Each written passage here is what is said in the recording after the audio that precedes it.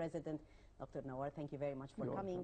And also pleased to have with me Dr. Ahmed Mehna, the Professor of Economics for tonight. Thank you very much, Dr. Mehna. Thanks for having me. To Nile TV. Well, gentlemen, we'll be starting off by the most pressing files before the new president of Egypt. Dr. Nawar, I guess one of the most pressing challenges is that many Egyptians are pinning very much high hopes on the new president, whether we're not mentioning names, but however, he doesn't, God knows, yes, but however, he doesn't have still the magic stick. Yes. To solve all the challenges and the problems. Yes. But one of the challenges would remain the high expectations that the people are pinning high hopes on the new president to solve, right?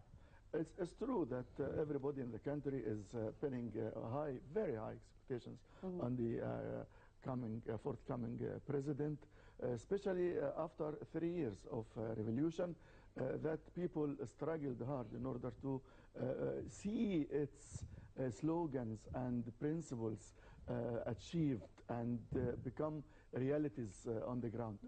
People are eager to see that these slogans happening, especially social justice. Social justice, stability, security. We are in a big war, open, all-out war against terrorism. I think people are pinning very high hopes, and I hope that the new president will be able to do that. But he is not going to achieve everything alone. He has to have the cooperation of the people. People should support the president. And by working hard, equal to high hopes, give very strong energy in their work, and giving their country the most this country needs. Everyone in this country now needs to do his duty or her duty. I can see throughout the last 3 years that people were asking for more every day. When I look at the budget, for example, the closing account of the budget of last year, almost half of the expenditure of the government was loans borrowed from banks, either from Egypt or from abroad. This is very dangerous. The situation in the economy is actually boiling, and we need to have some sort of solution. But the first duty is to put hand in hand in the war against terrorism. I think this war, we've got to win it. If we win this war, I think that will be the big leap, the big step forward in order to start the rebuilding of the country. Right, definitely. Dr. Nawar, Dr. Mehna opened more than one file. He talked about the war, fighting the war against terrorism, that the president, the new president of Egypt definitely should have a vision on how to contain the situation. Plus also other pressing files like the economy definitely on top of the list. What's the vision that should be maintained in order to achieve a leap forward in that file? I think the difficulty with the next presidential election and lies on the in the hands of the next president remains really in the issue of rebuilding Egypt, particularly institutions. There is a number of files that will basically be pressing issues that he has to deal with. Starting first, as Dr. Nawar said, the issue of national security, the issue of fighting terrorism, the issue of the economy, reforming the economy totally, the issue of the administration on the government level, fighting corruption, and he has an issue of the socio-cultural aspect of the society. How do we look at a government role versus the role of citizens? We need to stop relying on the government fully to do everything for us. There is a lot of duties that we have to perform to help the government. So I think the role really of the next president in rebuilding Egypt from scratch, and that's really the difficulty, and everything else will follow. And therefore, the characteristics we need for the next president in terms of whether human characteristics or professional characteristics Leadership is the vision. style. The vision, exactly. And has that leadership style that is able to monitor all aspects of the development in different angles and dealing with issues professionally. And so far, I think the interim president has been doing largely a good part on that. So we hope the next president will have that vision and a plan to deal with issues, but definitely he's going to have a difficult job dealing with a lot of issues at this stage. Right, a very challenging job, and Dr. Mehana pinpointed two important issues, I guess, here. Rebuilding the country's institutions. Yes, we need this persistently. Yep. After the two revolutions, rebuilding the country's institutions with a vision for the future, preparing our youth for the labor market, adding to this also stopping relying on the government, as he mentioned, because we are all the time relying on the government. The government should provide so and so. So what sort of vision in that respect in rebuilding the country's institutions, Dr. Nawar? First of all, the new president should give hope to the people, especially these days. If we look at the public opinion, if there is anybody measuring the degree of satisfaction, political satisfaction, we will realize that it's at a very, very low point. So we need a transformational leader. We need someone, yes, to give people hope in order to lift up their morals. Right. To give or to create this kind of feel-good factor. At the moment, we live in a time that everybody, almost everybody, feels bad about what's happening in this country. This is very important. Second thing is to provide practical solutions for these problems that have been for a long, long time waiting for solutions. Dr. Mehana mentioned corruption in the government. This is very important. People do not believe the government, and the government deals with people as... But it has been like a legacy, I mean, an we have to rid... We need to address the file in unconventional way. Exactly. We have to rid ourselves of that. Otherwise, we will be going in the wrong way. So in order to give people hope and to stress the fact that the government or the leadership is able to achieve and to deliver, the leadership should provide some practical solutions. If we talk about, for example, about people, especially youth, looking for a job, unemployment problem. We have almost half of our university graduates and technical schools are out of work. This is very dangerous. It's very dangerous. This revolution, 25th of January, 30th of June, these revolutions were representing the aspirations of the youth that have been deprived from any kind of chance to have a job, to build a family, to make himself or herself a real factor in the decision-making process in the country, political. This is something that I think the new leader should address in the beginning, because this bulk of the population now is holding the balance for the future. If we can address the youth problems, then we are on the right track.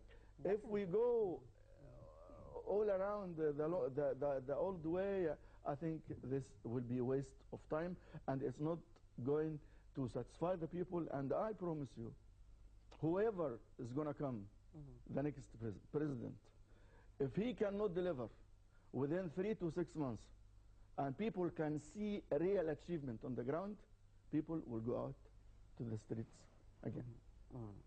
Well, Dr. Nawar raised more than one important issue as well here, like practical solutions, and it's important to see practical solutions. We are in no more need of any sort of theories. We need application on the solid grounds, especially for the economy. So what sort of vision? He also tackled more concerning the youth. The youth are considered to be the among bulk. youth, yes. This is And they were definitely the inspirational factor behind the revolution, January the 25th, and definitely their share also in June 30th. So you're close to the youth, you're a professor at university. Why aren't the youth prepared for the labor market? I'll just raise it from two angles. In order for us to provide practical solutions to the current problems we have, as we teach students in planning, number one is I have to acknowledge that I do have a problem. And acknowledging a problem means transparency. So the population or the people of Egypt will never realize that we do have a problem unless the minister or the president stands out on TV and says, look, this is what we have. But if we always display it or frame it in a rosy way, people will never realize how difficult the situation is. And I think there is a lack of transparency in what we're having. That's why people are still going out asking for more money in terms of salaries. So people need, by the way, how will the next president face this challenge? People asking for money and I think those sort of internal problems. Very dangerous. Reform starts always from the top, doesn't start from the bottom. So if the president is really following a proper, transparent approach, all departments under him will start following exactly the same approach. The other point is the issue of subjectivity, is that I have to look at all problems subjectively and dealing with it. What kind of problems we do have in every sector. So he has to put all sectors on the table. What do we need to do in the national security, and particularly what sort of problems we have in the national security, what sort of economic problems we have. The third point that it needs to be looked at is the current resources we do have. We do have a large number of youth that is basically the competitive advantage of Egypt in the 21st century, and we're not using it. In terms of your question about how the youth are close, how can we better use it then? How can we better invest in them? It needs a cultural solution, and media is part of that. Youth feel always that they are marginalized. And if you look at the demands of the January 25th and June 30th, is the demand of youth to participate in the political life, and they still kind of marginalized. They're not really having that opportunity to face, to join. And that creates some sort of frustration. So people actually, or the youth, don't know why they're working, why they're studying, what sort of future really awaits them. And I need to communicate that to them. No, this is the kind of resources we have. This is where we're going. And, you know, as they say, if you really don't know where you want to go, you will end up somewhere else. So I think what we're lacking is a vision, and vision is followed by a number of objectives that are realistic, that are measurable. As Dr. Nawara said, in 3 to 6 months, you need to tell me where you're going to be. And plans need to be discussed subjectively and in a transparent way, that people basically need to know exactly where we're going. So we have a great job in dealing with youth, particularly at the university level. We need to explain to them what is the role that they need to play in the next Egypt, or in the future of that's right. The they need to be new part Egypt. of that, because they are the future.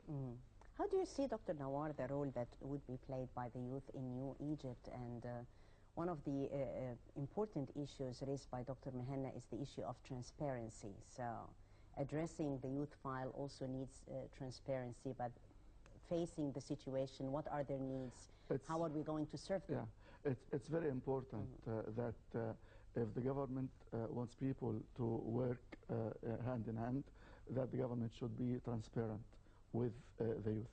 If everybody believes in what is being said by the government, then people will cooperate. But at the moment, there is some sort of gap between what is being said and what is being done, and there is a gap between saying and believing. This gap should be bridged. How can we bridge the gap? We have many approaches to development. In the last 10 years, before the 25th of January revolution, most of the development projects were capital-intensive projects, especially in the oil and gas sector. What we need now is a new approach to concentrate on projects that is labor intensive and to make great effort to provide jobs and to create jobs for the people. For example, if we have land that have been reclaimed, and we want, do have like Halab and Shalatin. And, well, we hear about that, but if you look on the ground, you will see that most of this land is being allocated to investors, either foreign or local, and in tens of thousands of feddans. This is the wrong approach, and it is fatal. It's very important that the land of this country should be owned by the people of this country, especially youth. And I think that if the government can every year provide something like 250,000 new feddans for agriculture, this land should be allocated in a different way to for youth to join this kind of industry or this kind of trade and become productive and shoulder their responsibility with some sort of guidance. You cannot just give the university graduate or the technical school graduate 5 feddans and leave him or her alone. You should provide technical assistance, should provide some sort of funding, you should provide some sort of help in marketing and production. They need that, and we need in this country to start from there. And I think we have a lot of resources that can be reallocated in order to create jobs. We have to have new approach for development, and we need to employ principles of social justice in the right way. If you look at, for example, the salary map in Egypt, it's something that is very sad. You need to have principles. You cannot have the basic salary as 20% of the taken away money, and the variables are 80%. This is a principle that is now in place. We have to reverse it. The basic salary should make up to 80% or more of the takeaway money, and then take home money, and then the 20% can be variable. These things, if people seeing is believing. We say in politics and diplomacy, seeing is believing. If people can see government serious in employing principles of social justice, these people will believe the government, they will cooperate with it, and they work hard, and they will do the most they can. But when they see things said, and they see words said and other things done, then this gap of the mistrust between the government and the people, this gap should be bridged. Confidence-building measures are always important to be in place, and definitely the current government is also trying, and it's considered to be, it came in very difficult situations, challenging tasks that it is addressing. However, the permanent one during the time when I look of the upcoming president, when I look at what's happening in Mahalla al-Kubra and Kafr Dawar and other places, Damiat and different places, I feel that there is a big gap between what the government is saying and what the people are demanding. This gap should be bridged. Transparency here, as Dr. Mehna said, transparency is very important. How will the upcoming president, Dr. Nawar, work on bridging any sort of this sense of a gap with the people? As I said, through his vision. He can say whatever, If people believe the saying, yes, fine, they will go along with his vision. But if people don't, if people are not satisfied, exactly, if people are not satisfied, or if words contrast deeds, then we have a problem. And this problem has been there for a long time. And in the last 3 years, we are suffering as I said, the political satisfaction in this country is going down every day.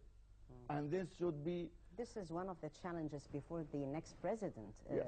Dr. Mehna, exploration of new resources, as Dr. Nawar had said, this is very important. We have a diversity of the different resources. It's very important to put things in place, rediversifying a different approach to allocate and make our resources function better. What's your vision regarding that issue? I'd like to borrow that from the second crossing, just explaining some of the plans that are put based on some of the studies. In terms of bridging the gap, you know, and your question, bridging a gap between the political sphere and the population on the ground level is through institutions. Reforming institutions or rebuilding institutions creates that link. Because the president is not going to be able to communicate with everyone. So I think rebuilding institutions does help. In terms How of will the team work on that? I mean, the choice and the criteria of the selection of a team who can handle things with people. Absolutely. That's why I said earlier is the reform starts from the top. He needs to start with the presidential administration. That's who he needs to start. His advisors, the commissions that help him, and then go from there into the prime minister, reforming, and it filters down. In terms of the resources, the most important resource is the land, and then second is the human capital. As Dr. Nawara said, in the next 10 years, we need intensive investment in the human capital.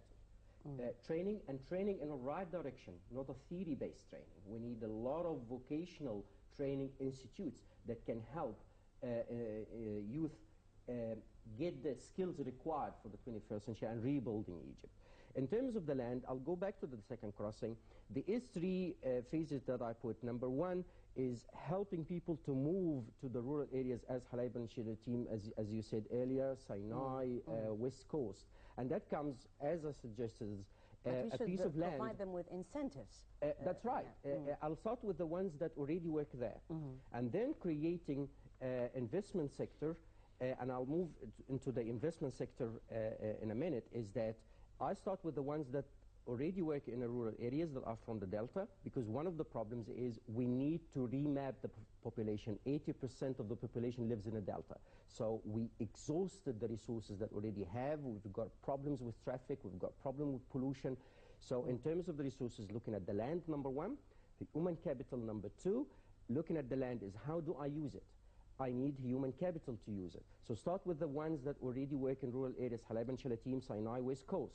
Give people the land that already work in there. Starting phase 1 with 500, as I suggest, 500 square meters, give them land to build a decent house. Number 2, people that have money and want to work on their own, they can have a factory on 1,000 square meters. Phase number 3 is, as Dr. Nawara said, give land. And at the moment, there is a problem with the law in terms of giving agricultural land or agriculture reclamation of agricultural land, is that they request a literacy certificate. And that becomes very difficult, really, because a lot of people don't want to learn to read and write. Fine.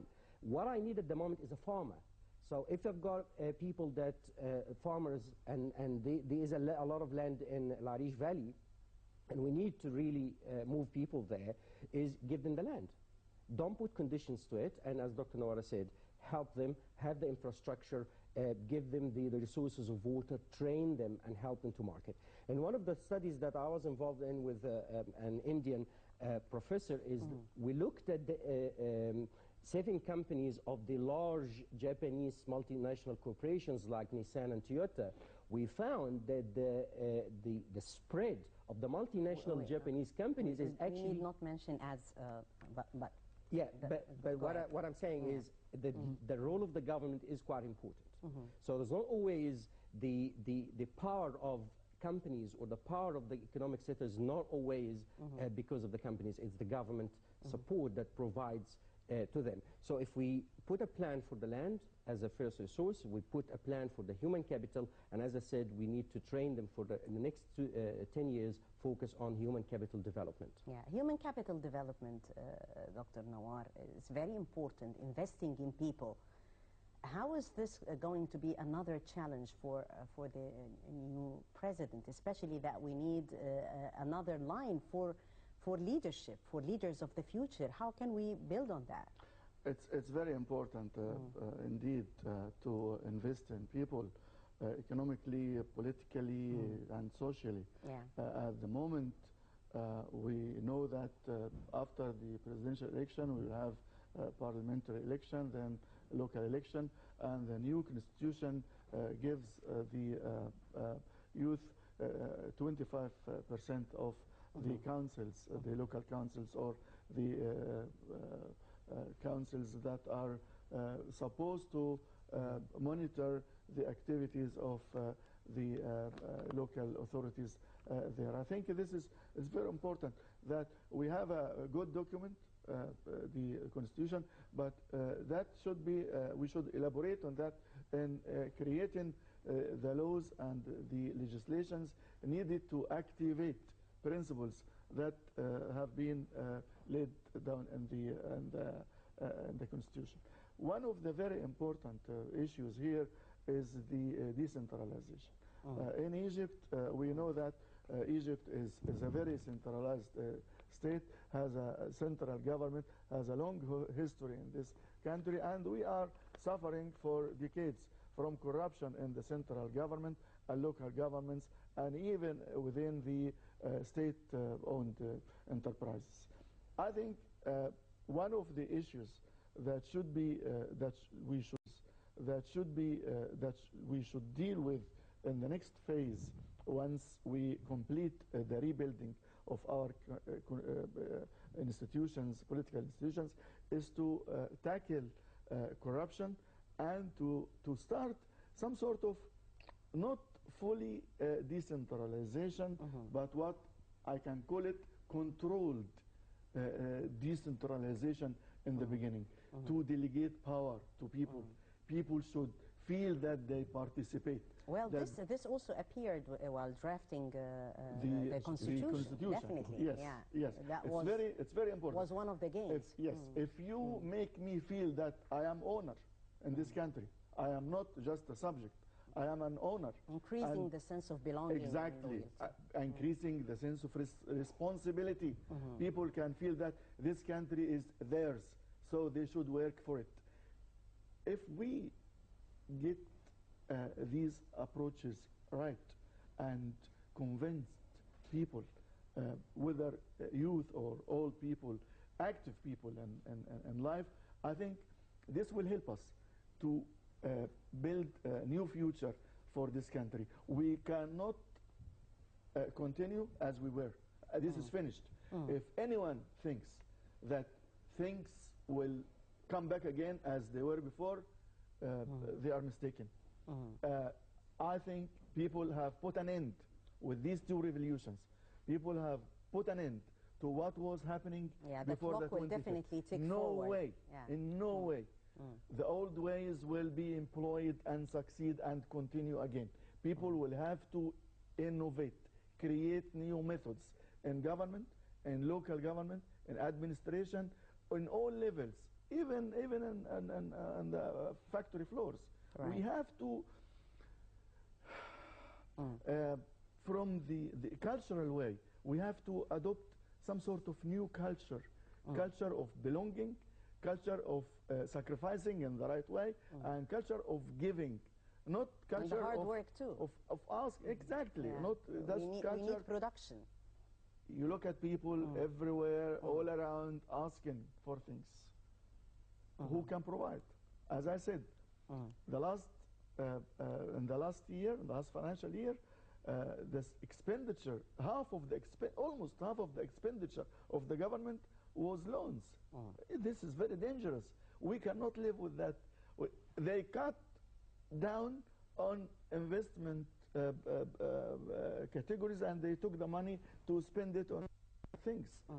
This is very dangerous, I think. Dr. Mehna, talking about other challenges like infrastructure, also like the issue of energy, electricity, fuel and gas. How is this going to emerge on the list of the upcoming president? I think the next president will have a really difficult job in terms of dealing with infrastructure and the basic resources and basic needs of the Egyptians.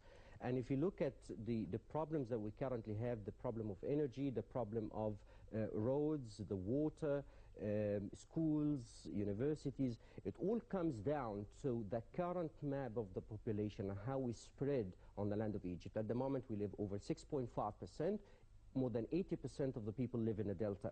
So I think a large portion of that can be dealt with in a remapping the population, moving people out. And the only way is to move people out is to actually give them land. So going back again to using the resources that we already have.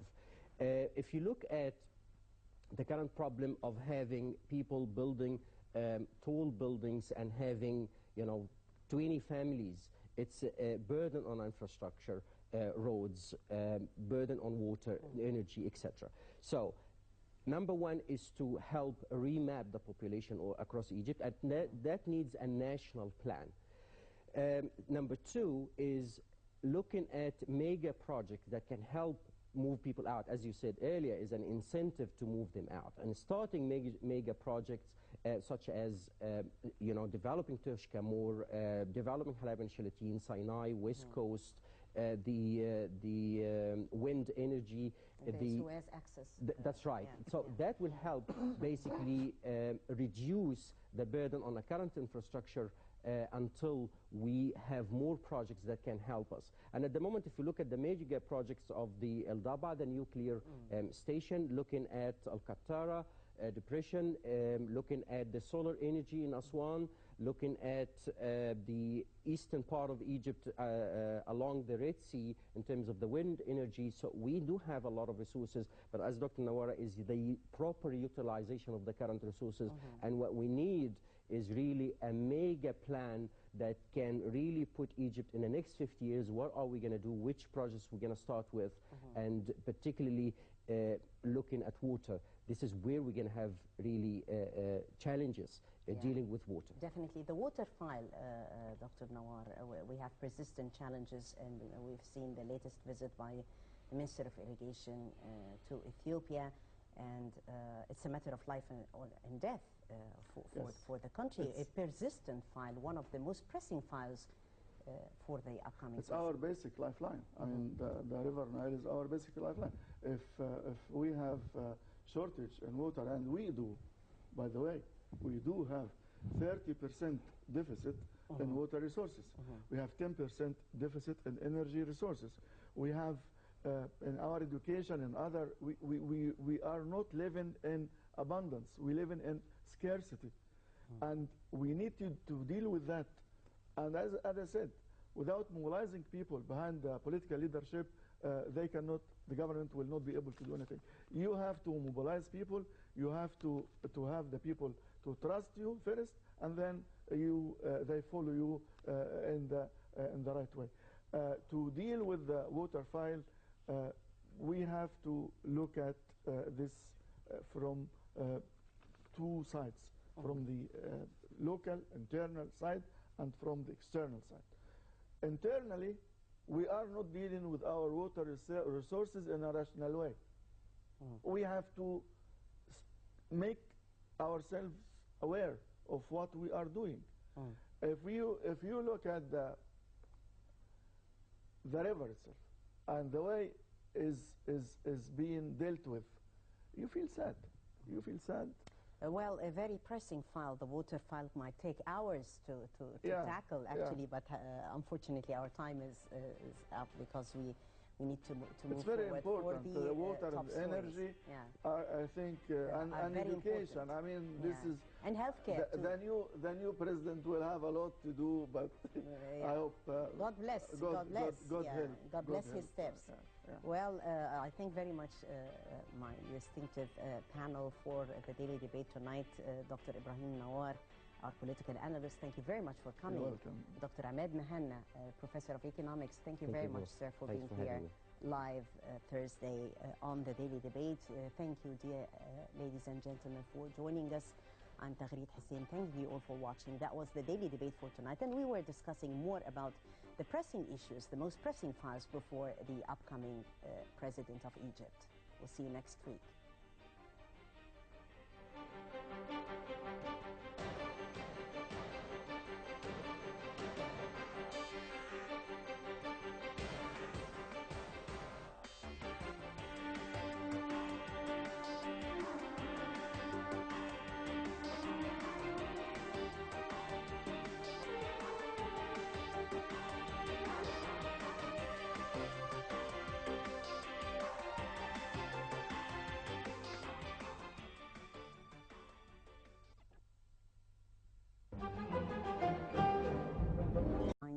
In a whole week.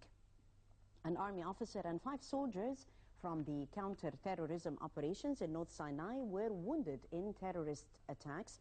Military sources said 4 soldiers were injured by a bomb hidden by terrorists on Al-Arish Rafah International Road in Kharouba area, where armored vehicles and tanks were returning from a security campaign, adding the bomb was detonated by remote control.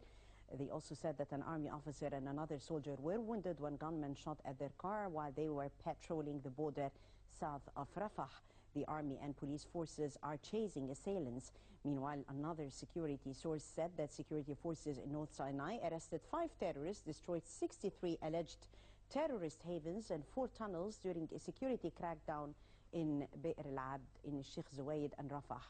Meanwhile, a police officer and a conscript were injured after being shot by 2 live bullets fired by unknown gunmen. Well, there has been also a U.S. congressional delegation visiting Cairo. A 5-member U.S. congressional delegation arrived in Egypt, held talks with top Egyptian government officials days after discussions by another congressional team that concluded in Cairo. The chairman of the Senate Foreign Relations Subcommittee was the head of the delegation. They held talks with President Adli Mansour. They also met with the General Commander of the Armed Forces and Defense Minister Field Marshal Abdel Fattah al-Sisi and Foreign Minister Nabil Fahmy. And they discussed recent developments in the country and the region as part of a 3-day visit. A separate group of the Congress people met with military chief Abdel Fattah al-Sisi on Tuesday as part of talks on the U.S.-Egyptian ties and also recent regional developments as well. From Cairo, from Egypt to Sudan, the Sudanese Foreign Minister Ali Karti told the Sudan Tribune that his country remains neutral towards the Renaissance Dam problem between Cairo and Addis Ababa. The minister's statement makes a shift in the Sudanese position, as it had announced before that the dam is a common interest. He added that Sudan is providing technical assistance for the construction of the dam. Karti said that he would visit Egypt soon. In a related development, the Sudanese President Omar al-Bashir praised relations between his country and Ethiopia, saying that relations are eternal. There were also statements this week for the Minister of Irrigation and Water Resources, Minister Mohammed Abdel Muttalib, who said Wednesday that the Sudanese capital Khartoum will drown by 20 meters in case the Ethiopian Renaissance Dam collapsed or became full, as the dam is on the borders with Sudan. Abdel Muttalib said that what has been carried out on the ground will not lead to the completion of the dam construction. He said that Egypt supports development in any of the Nile Basin countries and is not against development in Ethiopia, adding that no resolution was reached over the framework agreement regarding the dam's dimensions, the time of getting full, and the method of operation. Ethiopia started procedures to construct the dam since 2011. Prime Minister Dr. Hazem al-Biblawi issued a decree turning Halayib village of the city of Shalatin on the Red Sea into a city that includes villages of Abu Ramad and Ras Hadriba.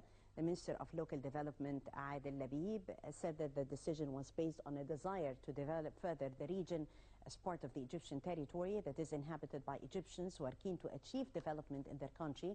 The tribal elders of the region welcomed the decision, saying that they had asked for it when Ahmed al-Muslimani, the president's media advisor, paid them a visit last week. Muhammad Tahir Sadou, the tribal elder of Abu Ramad, said that the decision will speed up development of the region and alleviate the suffering of having to travel 170 kilometers to Shalatin to do business. He also called for appointing a governor for the new city quickly.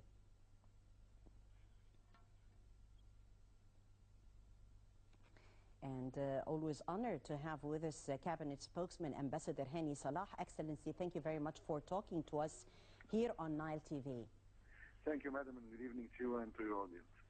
Thank you. Starting off by this important step, Prime Minister Biblawi issued this important decree turning Halayb village of the city of Shalatin on the Red Sea into a city including other villages like Abu Ramad and Ras Hadriba, and we know that the tribal elders had welcomed this important decision. How far do you see it as significant? How will it make a difference? Well, you're right. His Excellency the Prime Minister has issued a decree 2 days ago on February 18th, declaring Halayb as a city, not anymore a village with Shalatin, and to include together with Halayb 2 villages, Abu Ramad and Ras Hadriba. The significance and the timing of the decree is of utmost importance.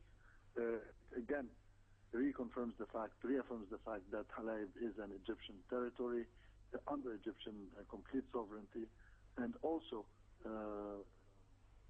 shows the fact that this government is determined to direct its attention to poorest and the most deprived regions of the country. You know that Halayb and Shalatin are territorial lands, and in that regard, the government has allocated 764 million Egyptian pounds for a urgent, comprehensive development plan for this region, including lots of projects, amongst them the approval of employment of 134 new graduates, new mobile coverage for the area, and many other projects. Right, and I guess this is very important because it alleviates and helps in solving the problem of unemployment. What are other developmental projects that are going to be attributed to the city? There are also plans on the way now for the providing social security pension for 4,300 families in Halayb and Shalatin.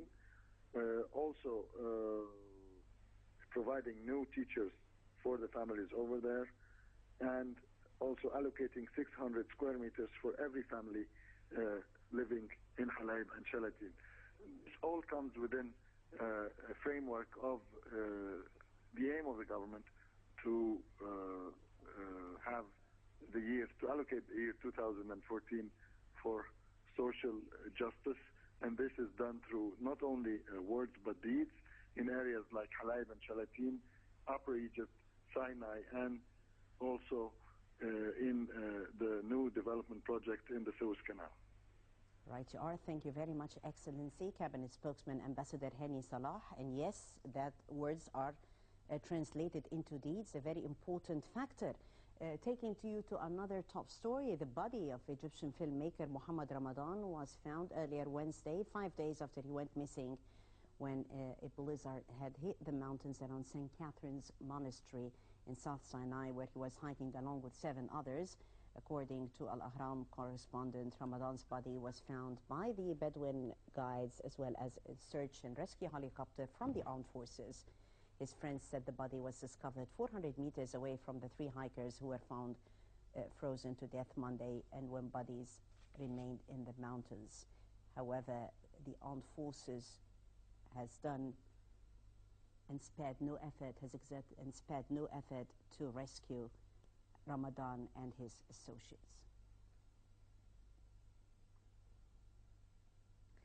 Well, that's all for the top stories of the day. Let's follow up on this report, and we'll be back to discuss the most important and the most pressing files before the new president of Egypt. Stay with us.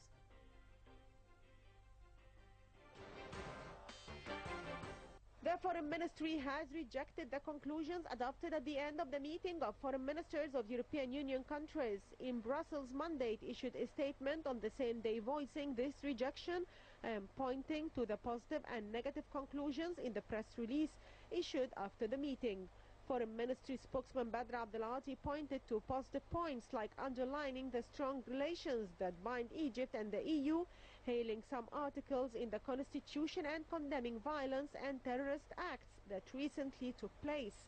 In the press release issued after the meeting, the EU regarded Egypt as an important neighbor and partner and reaffirms the importance of its relationship with Egypt and the continued support it gives to the Egyptian people in their desire to establish a democratic and prosperous society. It regarded the adoption of the new constitution as an important step achieved in Egypt's political roadmap. The EU also condemned in clear terms all acts of violence and the loss of life during the constitutional referendum and the third anniversary of 2011 revolution. It also denounced the violence in Sinai in strong terms. At the same time, Abdelati said that the EU press release included other negative points that reflect that the EU is not aware of what's happening on the ground in spite of all official and popular efforts to cast light on the situation in Egypt, or is deliberately ignoring it, and this reflects a certain political inclination on its part rather than a mere concern about democracy or human rights issues. Abdelati noted that the most dangerous thing is that the EU and the European Parliament gave themselves the right to judge or assess the political developments and interfere in the transitional process and in what should Egypt do to achieve its targets, namely democracy. The situation in Egypt was also discussed during a European Parliament meeting last week addressing the referendum and press freedoms. During the debate, the EU body issued a resolution at the end of the meeting. Abdelati criticized the content of the European Parliament's resolution. He said it was not appropriate for any foreign or domestic body to comment on a judicial process in Egypt, referring to comments made by some members of the Parliament during the session. Foreign Minister Nabil Fahmy, meanwhile, concluded a European tour that took him to Italy, Germany and the Netherlands, in which he discussed with his European counterparts the situation in Egypt, among other regional issues. Abdelati said Egypt is keen on maintaining a partnership with EU, but this relation should be based on mutual respect and mutual interests and should refrain from interfering in the internal affairs of the others.